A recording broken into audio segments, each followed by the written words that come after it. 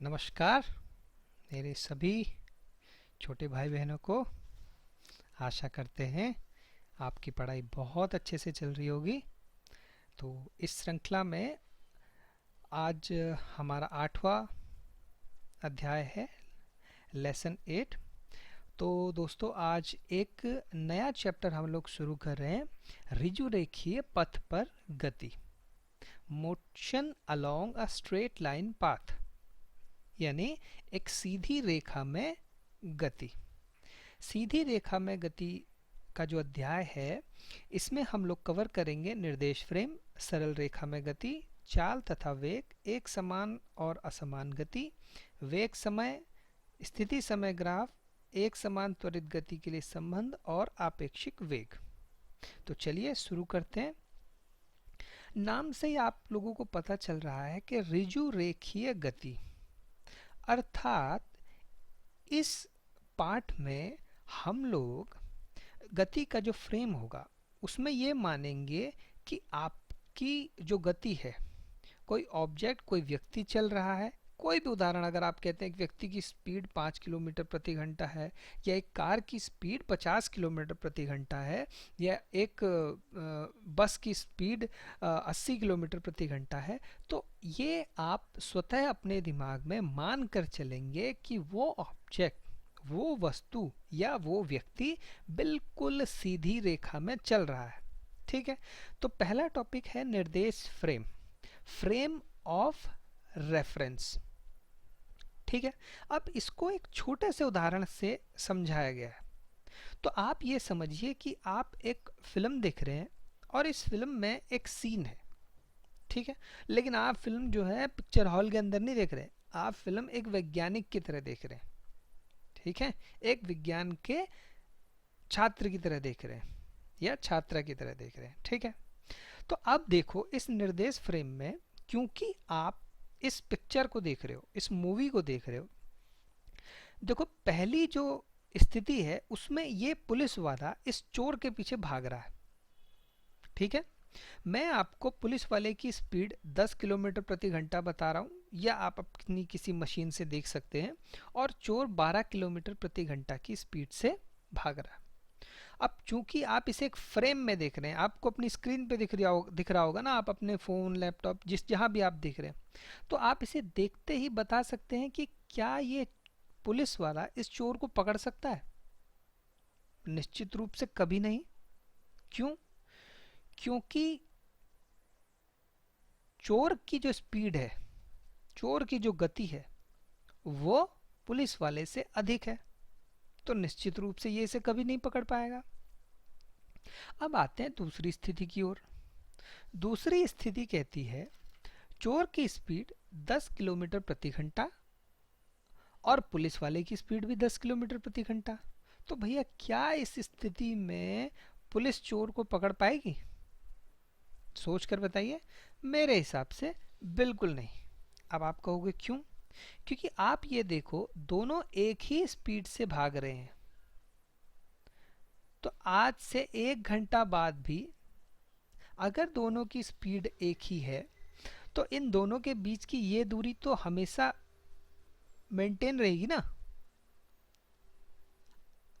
तो ये पुलिस वाला भी इस चोर को किसी स्थिति में नहीं पकड़ पाएगा। ठीक है। अब आते हैं स्थिति 3 की ओर।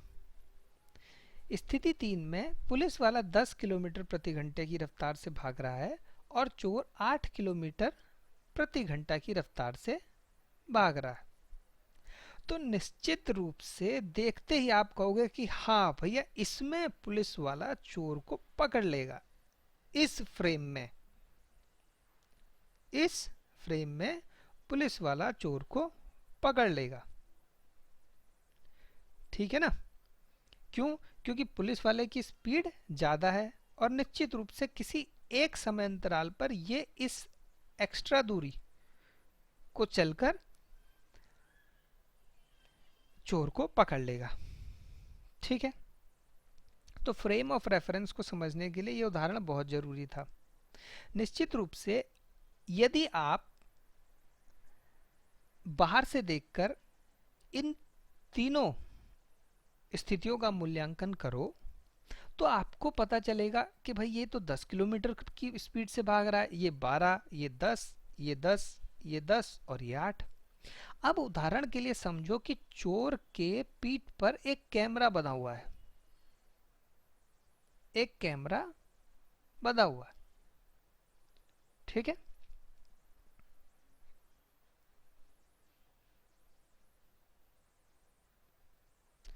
अब आप अपनी फोन स्क्रीन से बाहर आ गए। अब आप सोचो कि इस कैमरे की स्क्रीन से आप देख रहे हो, तो इस कैमरे की स्क्रीन से आपको क्या लगेगा?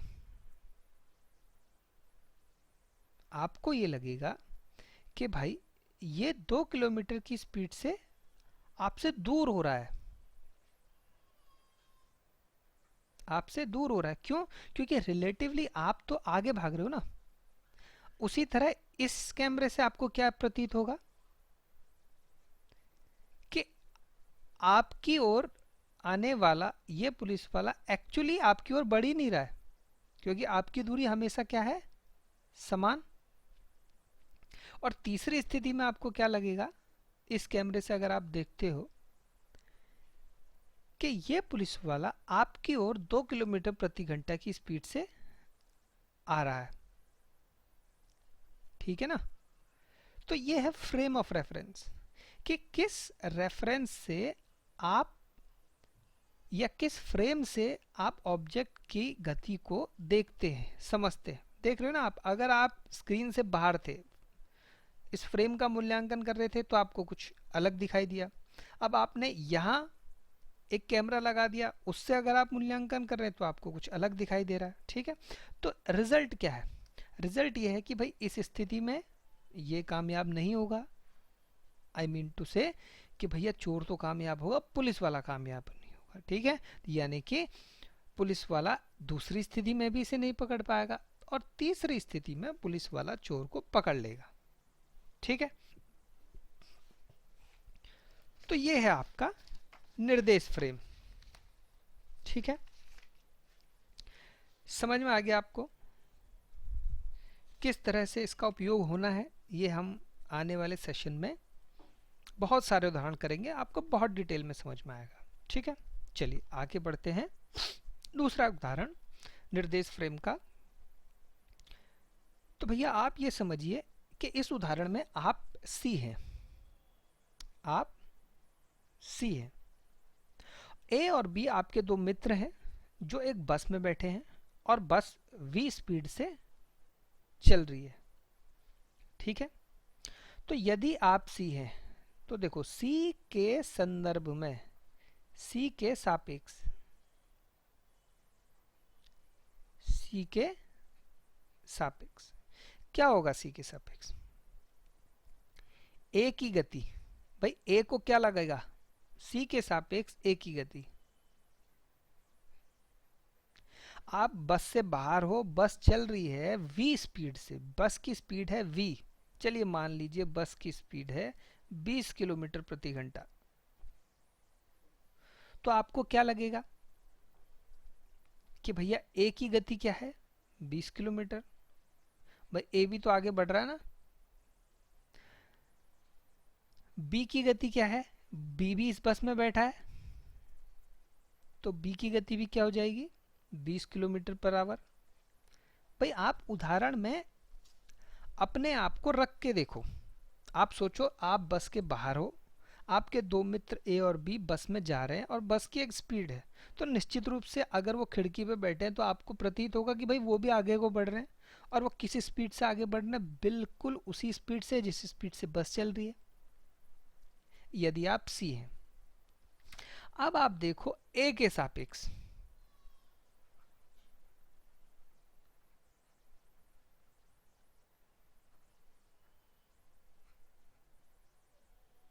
ए के सापेक्ष क्या? बी की गति। अब देखो एक ही बस में एक ए और बी बैठे हैं, तो अब आप सबसे पहले मैंने आपको बताया विज्ञान पढ़ने का तरीका क्या है? इमेजिन करो, कल्पना करो। अब अपनी आंखें बंद करो, कल्पना में सबसे पहले आप बस में बैठ जाओ, ठीक है। बस में आगे आपके एक व्यक्ति और बैठा है, आप ए हो और वो व्यक्ति बी है। तो क्या आपको कभी ऐसा लगता है कि वो व्यक्ति बस की स्पीड से आगे बढ़ रहा है? आपको क्या लगता है भाई वो व्यक्ति बैठा हुआ है, क्योंकि आपके सापेक्ष, आपके रेफरेंस में वो व्यक्ति कहीं मूव नहीं कर रहा है। तो ए के सापेक्ष बी की गति क्या हो जाएगी? 0 किलोमीटर। जबकि हमने पहले केस में देखा जो व्यक्ति बाहर से बस को देख रहा है उसको क्या लगेगा? ए बी और सारे पैसेंजर जो बस में बैठे हैं उन सबकी गति क्या है? 20 किलोमीटर प्रति घंटा। ठीक है, चलिए बढ़ते हैं एक और उदाहरण की ओर। अब इस उदाहरण में आप देख रहे हो एक ट्रेन चल रही है, ये ट्रेन का इंजन है और ये समझ लीजिए ट्रेन में आप बैठे हो। ठीक है, यहां से आप अपना अगला परीक्षण कर रहे हो। तो भैया ट्रेन में बैठे सभी यात्री आपको क्या दिखेंगे? मान लीजिए ट्रेन की स्पीड है, ट्रेन की गति है 50 किलोमीटर प्रति घंटा, 50 किलोमीटर प्रति घंटा ये ट्रेन की गति है। तो बिल्कुल ट्रेन में बैठे सारे पैसेंजर आपको क्या लगेंगे? रुके हुए हैं, क्योंकि आप ट्रेन के अंदर हो अभी। ठीक है, कल्पना करो बिल्कुल ट्रेन में पहुंच जाओ, सीधे ट्रेन में पहुंच जाएंगे। ठीक है, आंखें बंद करो, ट्रेन में बैठा लो अपने आप को। अब देखो आपके डब्बे के सभी यात्री आपको क्या लग रहे हैं? स्थिर हैं। क्यों? क्योंकि आप उनके सापेक्ष स्थिर हो। जो व्यक्ति बाहर से ट्रेन को देखेगा उसको सारे पैसेंजरों की गति क्या दिखेगी? 50 किलोमीटर प्रति घंटा। लेकिन इसमें एक भैया बड़ी सोचन विचार करने की बात है। जब हम ट्रेन या बस में बैठते हैं हमें क्या लगता है कि ये पेड़ पीछे को भाग रहे हैं। ऐसा लगता है ना, बस में बैठ के ट्रेन में बैठ के पेड़ पीछे को भाग रहे हैं। क्यों? क्योंकि आपके सापेक्ष आप तो स्थिर महसूस करते हो अपने आप को, तो आपको ये लगता है ये पेड़ जो है पीछे को भाग रहे हैं। भाई पेड़ हो गया, पैसेंजर हो और जो चीज़ें हो गई, कोई जानवर हो गया, दूसरी गाड़ी हो गई, आपको क्या लगता है ये लोग पीछे को भाग रहे हैं अगर वो दूसरी दिशा में है। तो यहाँ पर फ्रेम ऑफ रेफरेंस क्या हो गया? आप ट्रेन में बैठ के बाहर के पेड़ों को देख रहे हैं और आपको वो भागते हुए नजर आ रहे हैं। ठीक है, तो ये उदाहरण मैं आपको क्यों समझा रहा हूँ? इन उदाहरणों को समझकर आप देखेंगे कि जब आपको ये समझ में आने लगेगा तो बोर्ड की परीक्षा में आए हुए प्रश्न आप बहुत आसानी से कर लेंगे। ठीक है, तो ये है आपका फ्रेम ऑफ रेफरेंस। आगे बढ़ते हैं। एक विमीय गति, द्विविमीय गति और त्रिविमीय गति, मोशन इन 1, 2 एंड 3 डायमेंशन। ठीक है, अच्छा ये मैं आपको बार बार बता चुका हूँ, विज्ञान को हिंदी के साथ साथ अंग्रेजी में भी सीखना है, क्योंकि आगे की पढ़ाई अंग्रेजी में ही होगी। ठीक है, तो ध्यान देते हुए चलेंगे भैया। एक विमीय, द्विविमीय और त्रिविमीय गति को क्या कहते हैं? 1, 2 और 3 डायमेंशनल मोशन। ठीक है, अब देखो इसे उदाहरण से समझा रहा हूँ। बहुत सिंपल, सबसे साधारण उदाहरण है ये पहला वाला, जिसमें एक बिंदु है। अब देखो बिंदु की परिभाषा अगर आप गणित के सापेक्ष देखो, गणित में बिंदु की परिभाषा क्या होती है? ठीक है, बिंदु क्या है? जिसकी लंबाई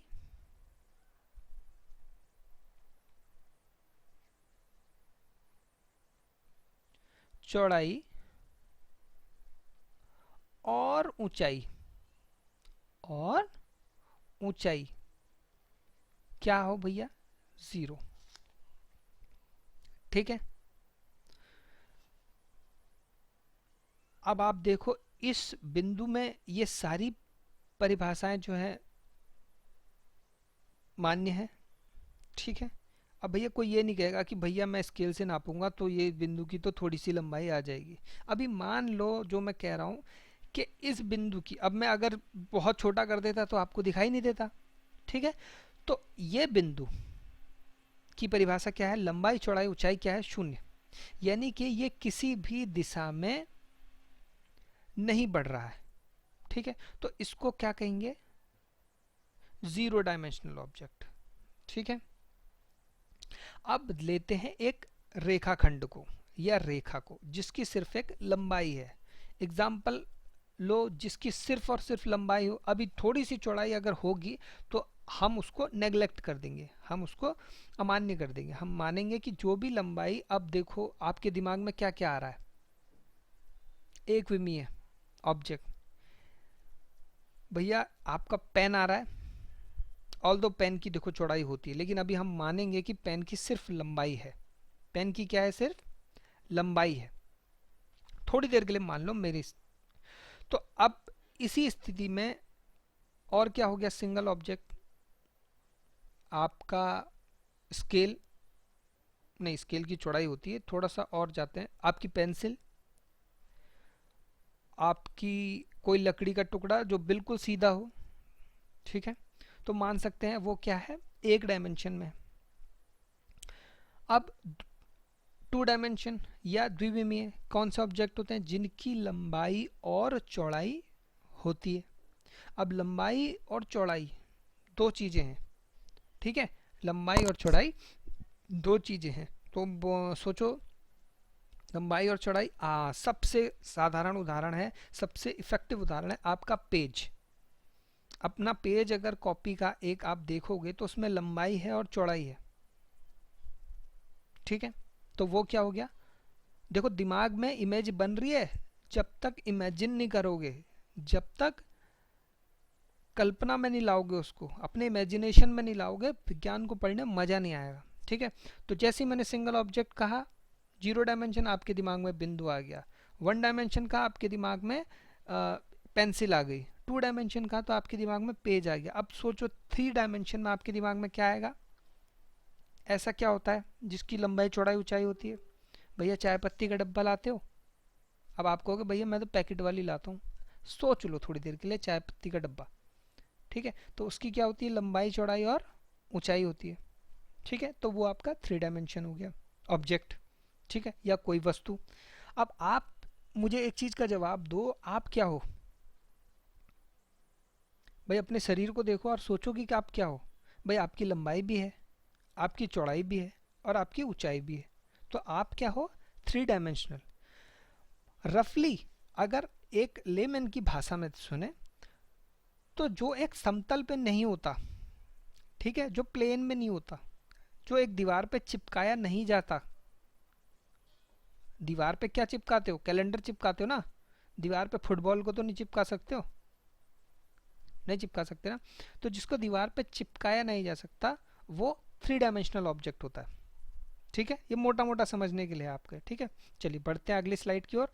देखो ये दिखाया मैंने आपको, ये एक पतली सी छड़ी दिख रही है आपको, ये क्या है, वन डायमेंशन, ये एक वृत्त दिख रहा है, ठीक है, ये टू डायमेंशन, ये एक घन दिख रहा है जो कि लंबाई चौड़ाई ऊंचाई के साथ है, ये थ्री डायमेंशन, ठीक, ये अक्षों के हिसाब से आपको दिखाया है। देखो अभी तक आप सवाल कर रहे थे एक एक्स और वाई एक्स, ठीक है, अब आपकी जो थ्री डायमेंशन ऑब्जेक्ट है उसमें आपकी जेड एक्स भी आ जाएगी,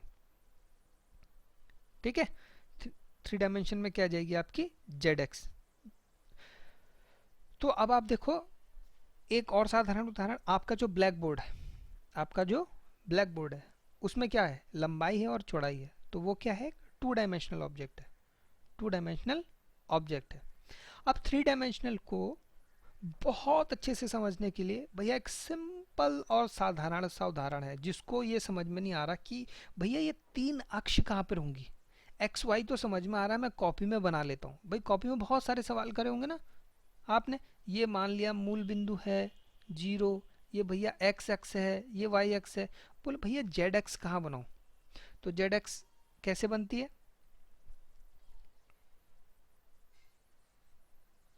ये x है, ये y है, ये z है, ये सोचो कि ये फ़ोन से बाहर को आ रही है।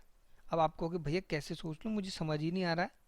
इसको समझने का बिल्कुल साधारण और सबसे इफेक्टिव एग्जाम्पल क्या है, अपने कमरे के किसी कोने में पहुंच जाओ, ठीक है, देखो हर कोने में तीन दीवारें जुड़ रही होंगी, ठीक है, अब इस उदाहरण को वहां पे जाके देखो, दीवार में जो सबसे पहली रेखा है लंबाई में उसको मानो एक्स एक्स, चौड़ाई वाली को मानो वाई एक्स, और जेड जो ऊंचाई में ऊपर को जा रही है, ठीक है, देखो मेरे पीछे देखो, ठीक है, तो ये क्या है, जेड एक्स। इस तरह से समझेंगे एक्स वाई और जेड एक्स को। ठीक है, चलिए आगे बढ़ते हैं। एक विमीय गति, एक विमीय गति क्या है, वह गति जो एक सरल रेखा के अनुदिश हो और किसी भी अक्ष पर हो, लेकिन एक ही रेखा के अनुदिश हो।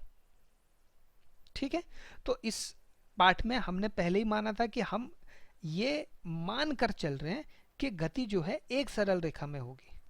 ठीक है, एक्स वाई जेड एक्स के समानांतर भी हो सकती है। ठीक है, ये फिर से एक्स वाई जेड, इसको बनाने की आदत डाल लो। सबसे इफेक्टिव तरीका क्या है विज्ञान पढ़ने का, मैंने आपको बताया, जो दिया है सबसे पहले चित्र बना लो। ठीक है, 3 दोस्त हैं ए बी सी, ए इस दिशा में गया। ठीक है, अब दोस्त मत मानो, ऐसा सोचो 3 छिपकली हैं। अब आप कहोगे भैया दीवार में ऊपर को तो मैं चल ही नहीं पाता हूँ, तो 3 छिपकली हैं, ए बी और सी।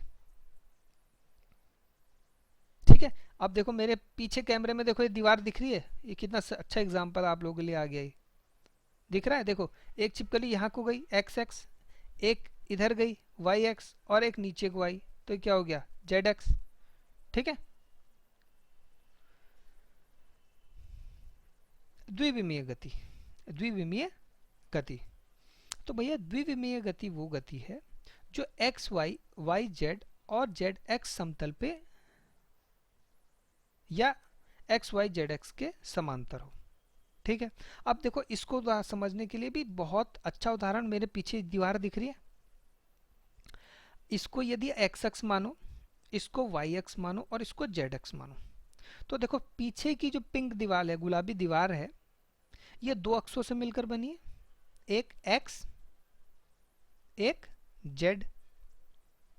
ठीक है, अब ऊपर की जो सफेद दीवार है, देखो ये भी 2 अक्षों से मिलकर बनी है, एक एक्स दूसरा वाई, और ये सामने की दीवार जो बहुत छोटी सी दिख रही है।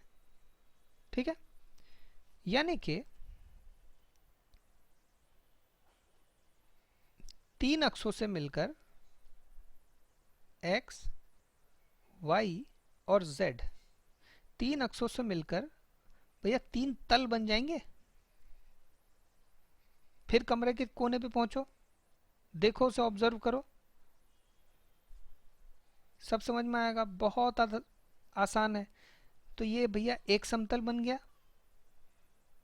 देखो हर कोने में 3 दीवारें जुड़ी हुई है ना, किसी भी कोने को देख लो कमरे के, 3 दीवारें एक दूसरे से जुड़ी हुई है। ठीक है, ये आपका दूसरा तल हो गया।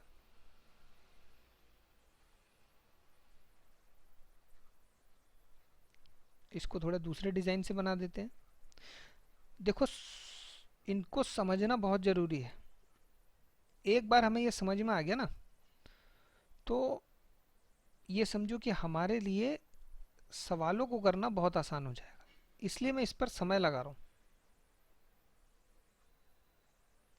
ठीक है, ये तीसरी दीवार है, चलो मान लो इस पे पर्दे लगे। ठीक है, तो ये हो गई भैया आपकी एक्स वाई समतल, वाई जेड समतल। समतल कहते हैं ना क्रिकेट खेलते हुए, यार ये फ्लैट नहीं हो रहा, समतल नहीं हो रहा, जरा इस ऊपर नीचे हो रहा है, इसको प्लेन कर दो। ठीक है, देखो अपने दैनिक जीवन की भाषा में आप कहाँ विज्ञान के शब्दों का उपयोग करते हो, आप कहते हो ना प्लेन नहीं हो रहा, इसको प्लेन कर दो। ठीक है ना, तो प्लेन क्या है, समतल है। ठीक है, अब देखो ये उदाहरण कुछ आपको दिखाए हैं। मान के चलो ये फुटबॉलर जो है इस फुटबॉल को मारता है और ये आसमान पर जाके बिल्कुल सीधे यहां गिरती। तो यदि आप एक फोटो खींचो, सोचो कि आपने कैमरे से ये फोटो खींच दी, तो आपको दिखाई देगा कि एक एक्स, अब देखो ये फुटबॉल जो है, देखो इस फुटबॉल का बहुत सुंदर एग्जाम्पल है। ये फुटबॉल ऐसे जा रही है,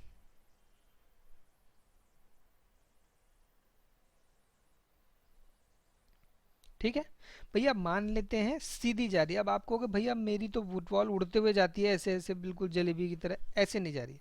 ठीक है, जैसा उदाहरण में बताया बिल्कुल वैसे फुटबॉल जा रही है सीधे। तो देखो हर बिंदु पर इस बिंदु पर फुटबॉल ने एक्स अक्ष की दिशा में कितनी दूरी तय कर ली, ये, और वाई अक्ष पे ये x1 y1। अब आपकी फुटबॉल यहां पहुंच गई, तो एक्स अक्ष पे फुटबॉल ने कितनी दूरी तय कर ली, x2, और वाई अक्ष पे y2। अब भैया आपकी फुटबॉल यहां पहुंच गई, तो आप देख रहे हो हर किसी बिंदु पर आपकी फुटबॉल दो अक्षों पे दूरी तय कर रही है, एक एक्स अक्ष और एक वाई अक्ष, है कि नहीं, एक एक्स अक्ष और एक वाई अक्ष। यानी कि जो समतल की परिभाषा आपको बताई थी, समतल क्या होता है, जो दो अक्षों से मिलकर बना है। यानी ये फुटबॉल कहाँ, एक समतल पर गति कर रही है, ठीक है, एक समतल पर गति कर रही है। अब ये एक वृत्त का चित्र है, समझो कि ये बोर्ड पे बनाया है, ये एक्स अक्ष, ये वाई अक्ष। तो देखो इस वृत्त के किसी भी बिंदु पर आप देखोगे कुछ x का मान होगा इस दिशा में, कुछ y का मान होगा इस दिशा में, है ना। अब आप कहोगे कि भैया यहां पर क्या होगा, तो भैया यहां पर x का कुछ मान होगा और y का मान 0 होगा, ठीक है ना। तो इसलिए ये एक समतल हो गया। उसी तरह ये एक प्रक्षेप भी दिखाया गया है, प्रोजेक्टाइल, ठीक है, आगे आने वाला चैप्टर प्रक्षेप भी है, तो समझो उसको। इस बिंदु पर देखो, अब बताओ इस बिंदु पर यहां से लंब डालो, स्केल का उपयोग करो, एक चित्र बनाओ अपनी नोटबुक पे। तो एक्स अक्ष में कितनी दिशा है, x1, इस बिंदु की बात कर रहे हैं, ठीक है, इस बिंदु की बात। y अक्ष में कितना है, ठीक है। तो समझ में आ गया समतल क्या है, समतल जो दो अक्षों से मिलकर बना होगा, और दो अक्षों से क्योंकि मिलकर बना है इसलिए क्या हो गई गति, द्विविमीय गति, ठीक है। उसी तरह भैया आते हैं त्रिविमीय गति पर, त्रिविमीय गति पर।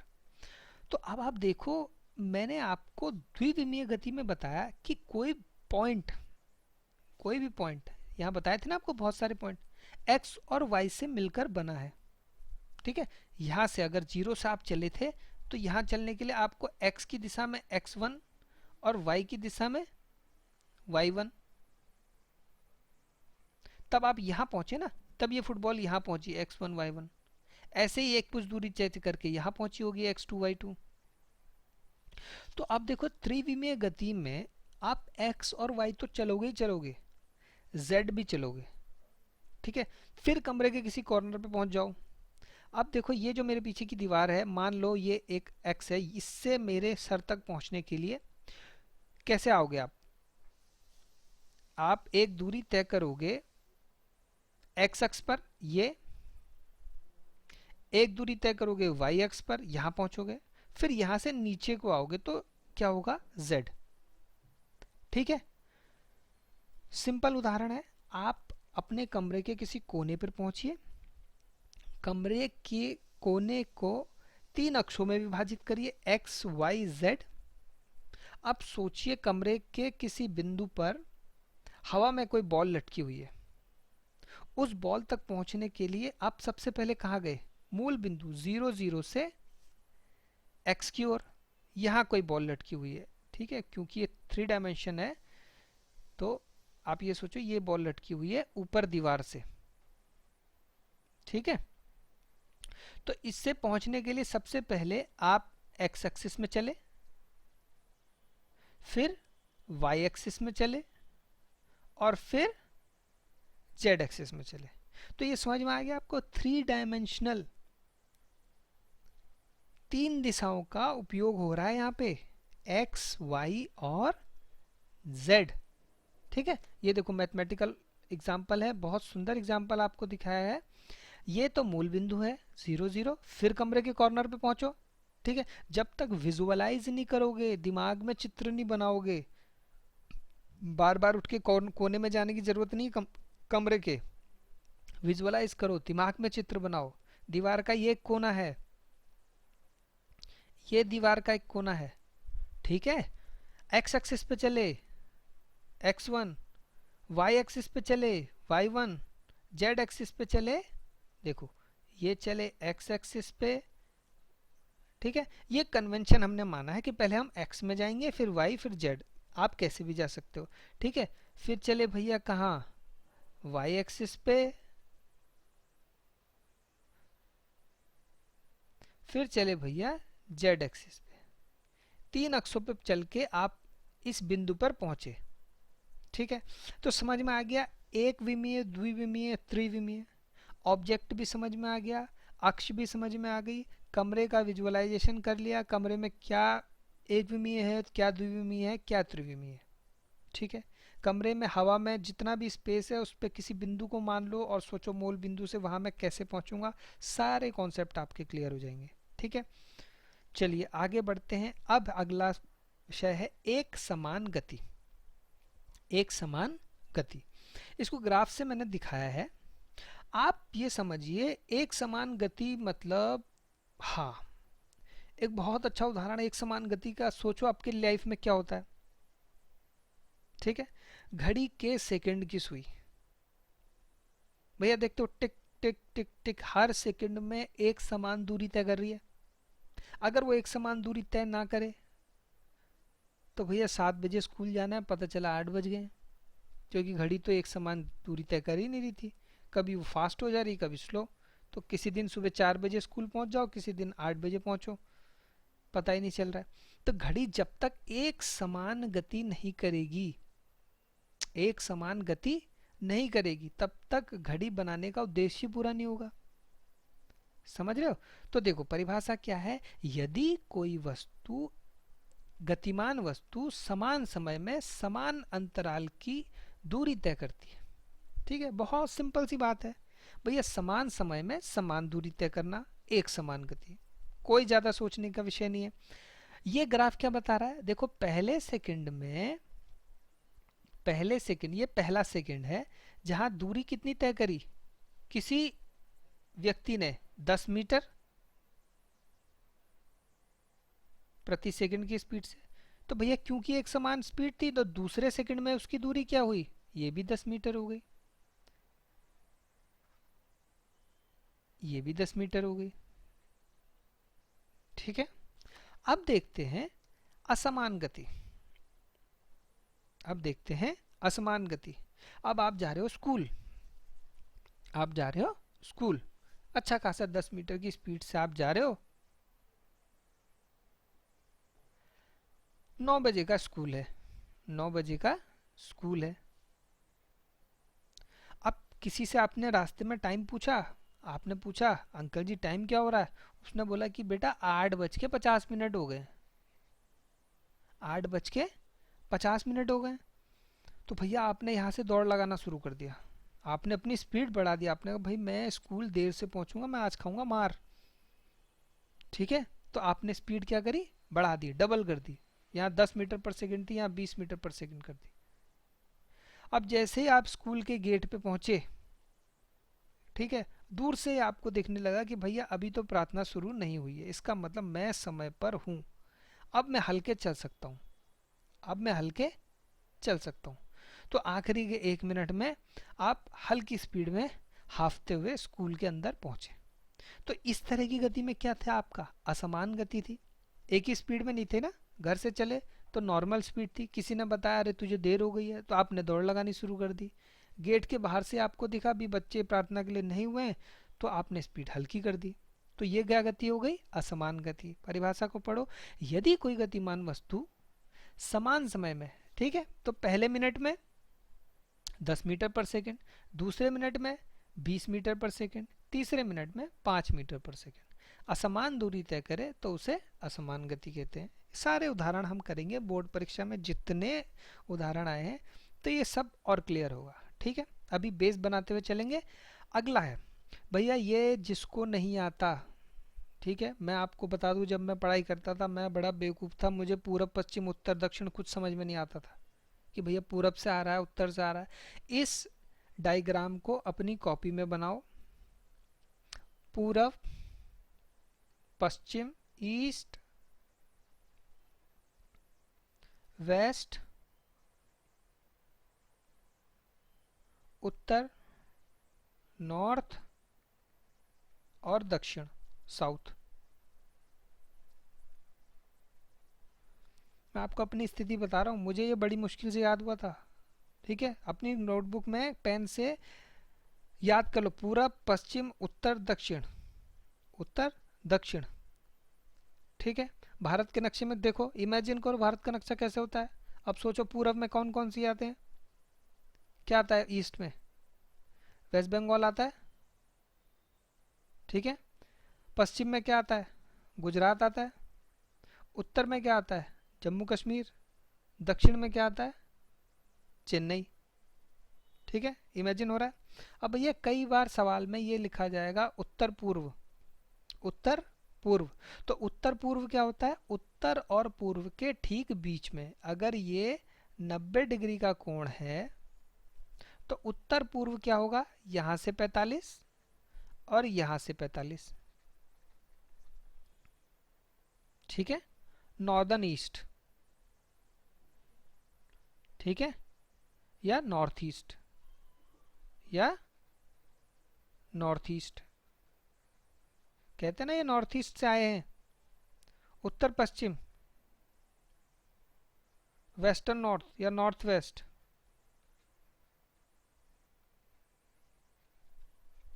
ऐसा आपको इसलिए बता रहा हूं क्योंकि कई सवाल आपको कोण के हिसाब से बनाने पड़ेंगे। तो अगर मैं उत्तर पश्चिम कहता हूं तो मान लो कि ये कोण कितना होगा, 45, उत्तर और पूर्व के बीच में, उत्तर पूर्व। ठीक है, ऐसे ही दक्षिण पश्चिम, ये 90 डिग्री, ये 45 डिग्री, ये भी 45 डिग्री। इस डायग्राम को नोटबुक में बनाओ और कंठस्थ कर लो। ठीक है, बहुत इंपॉर्टेंट है न्यूमेरिकल सॉल्व करने के लिए।